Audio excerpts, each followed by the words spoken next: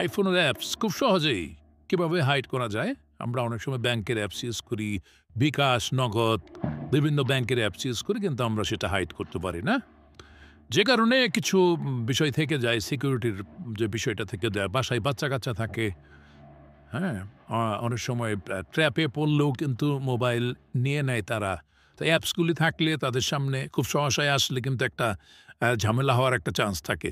So আমি আজকে আপনাদের দেখাবো যে খুব সহজেই কিভাবে iOS ভার্সন 18 র পর থেকে আমরা iPhone অ্যাপসগুলি হাইড করতে পারবো। এজন্য আপনাদেরকে ১ম এই হোম থেকে অথবা অ্যাপস লাইব্রেরি থেকে যেকোনো জায়গা থেকে আপনি যে অ্যাপসটা হাইড করতে চাচ্ছেন সেই অ্যাপসের উপরে আপনি চাপ দিয়ে ধরবেন। চাপ দিয়ে ধরলে দেখেন ৩ নাম্বার অপশন যেটা আসছে রিকোয়ার ফেস আইডি।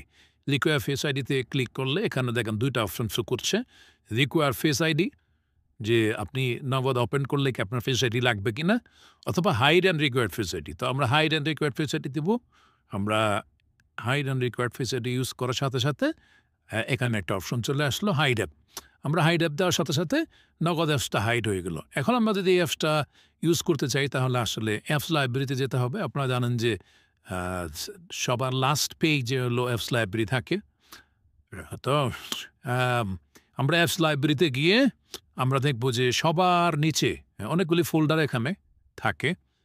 এখানে সবচেয়ে নিচে যে ফোল্ডারটা হিডেন একটা ফোল্ডার থাকবে। এই ফোল্ডারের আমরা হলো ক্লিক করব। ফোল্ডারের উপরে ক্লিক করলে এটা ফেস আইডি নেওয়ার পরে এইগুলি অ্যাপসগুলি দেখাবে। এখানে ঢোকার পরে আমরা যে নগদ অ্যাপসটা আমরা আ যেটা করেছিলাম, আ হাইড করেছিলাম, সেটা আমরা এখন দেখতে পারবো।